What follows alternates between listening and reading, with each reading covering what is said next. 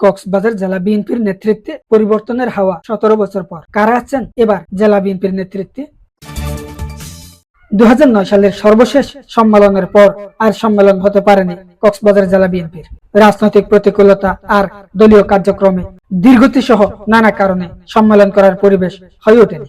সর্বশেষ 2009 সালের সম্মেলনেও ঘটনাবহুল এক পরিস্থিতির মধ্য দিয়ে কেন্দ্রের হস্তক্ষেপে শাহজাহান চৌধুরী সভাপতি এবং অ্যাডভোকেট শামীমারা স্বপ্না সাধারণ সম্পাদক হিসেবে দায়িত্ব পান। সেই থেকে অদ্যাবধি জেলা বিএনপির হাল ধরে আছে বর্তমান দুই এমপি শাহজাহান চৌধুরী এবং অ্যাডভোকেট শামীমারা স্বপ্না।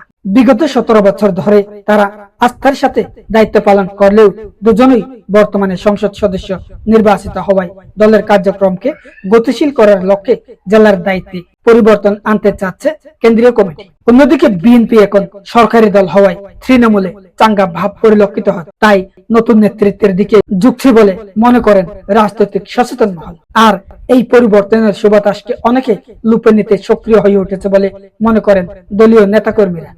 তারা বলেন, দলের জন্য দীর্ঘদিন যারা সময় দিয়েছে, ত্যাগ স্বীকার করেছে, ফ্যাসিস্ট আওয়ামী সরকারের আমলে মামলা হামলা ও নির্যাতনের শিকার হয়েছে, এমন কোন নেতার হাতেই জেলা বিএনপির ভার তুলে দিতে চায় কেন্দ্রীয় নেতৃত্ব। তাছাড়া যাদের বিরুদ্ধে চাঁদাবাজি, দখলবাজি বা অবৈধ তদবিরের মতো কোনো অভিযোগ না থাকা সহ ক্লিন ইমেজের রাজনীতিবিদ হিসেবে মূল্যায়িত হতে পারে এবারের জেলা বিএনপির নেতৃত্ব। তৃণমূলের কিছু নেতাকর্মী মুখ খুললেও জেলা পর্যায়ের কোন নেতার মুখে জেলা বিএনপির আগামীর কমিটি নিয়ে কোনো কিছুই শোনা যাচ্ছে না। তারা বলছেন, কক্সবাজারের অহংকার বিএনপির জাতীয় স্থায়ী কমিটির সদস্য বর্তমান স্বরাষ্ট্রমন্ত্রী সালাউদ্দিন আহমদ যেভাবে বলবেন, কক্সবাজার জেলা বিএনপির নেতাকর্মীরা তা বিনা বাক্যে মেনে নেবেন। কমিটিতে কাকে রাখবে বা রাখবে না তা তিনিই নির্ধারণ করবেন। অন্যদিকে দলের দুঃসময়ে সক্রিয় ভূমিকা এবং পরিচ্ছন্ন ভাবমূর্তির কারণে অনেকের নাম উচ্চারিত হচ্ছে সম্ভাব্য হিসাবে। নেতাকর্মীদের ধারণা সেখান থেকেই কেন্দ্র বা কক্সবাজারের সূর্য সন্তান সালাউদ্দিন আহমদ বেছে নেবেন। জেলা বিএনপির পরিচ্ছন্ন রাজনৈতিক ব্যক্তি হিসেবে, জেলা বিএনপির সভাপতি হিসেবে যাদের নাম শোনা যাচ্ছে তারা হলেন জেলা বিএনপির সহসভাপতি ও জেলা পরিষদ প্রশাসক এটিএম নুরুল বশর চৌধুরী এবং কেন্দ্রীয় বিএনপির সদস্য সাবেক এমপি শহীদুজ্জামান।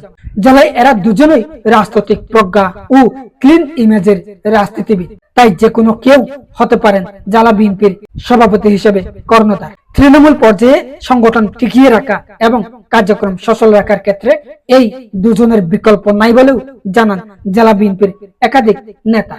এদিকে সাধারণ সম্পাদক পদে যাদের নাম শোনা যাচ্ছে তারা হলেন জেলা বিএনপির স্বেচ্ছাসেবক বিষয়ক সম্পাদক অধ্যাপক আজিজুর রহমান ও জেলা বিএনপির প্রচার সম্পাদক অধ্যক্ষ আক্তার উদ্দিন চৌধুরী। এরা দুজনেই শিক্ষিত, মার্জিত, ক্লিন ইমেজ ও তৃণমূল থেকে উঠে আসা রাজনৈতিক। দলের জন্য ত্যাগ আর স্বৈরাচার বিরোধী আন্দোলনে অধ্যাপক আজিজুর রহমান ছিল ইস্পাত কঠিন এক সাহসী নেতা। জেলা বিএনপির সাধারণ সম্পাদক পদে বিএনপির হাইকমান্ডের চোখ বুঝে প্রথম চয়েস অধ্যাপক আজিজুর রহমান, এমনটি মনে করেন জেলা বিএনপির একাধিক নেতাকর্মী। দলের মাঝে তার বিরুদ্ধে কোন ধরনের দ্বৈত মত নেই, সবার ভালোবাসার পাত্র হিসেবে এগিয়ে আছেন তিনি।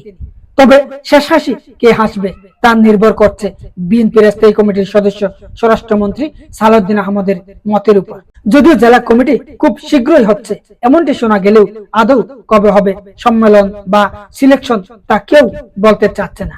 এই বিষয়ে জেলা বিএনপির স্বেচ্ছাসেবক বিষয়ক সম্পাদক অধ্যাপক আজিজুর রহমান বলেন, আমাদের জাতীয় নেতা ও বিএনপির স্থায়ী কমিটির সদস্য সালাউদ্দিন আহমদ যে সিদ্ধান্ত দিবে আমরা জেলা বিএনপি তা মাথা পেতে নেব, এতে কোনো সন্দেহ নেই। তবে আদৌ কমিটি হচ্ছে কিনা তা আমরা এখনো জানি না।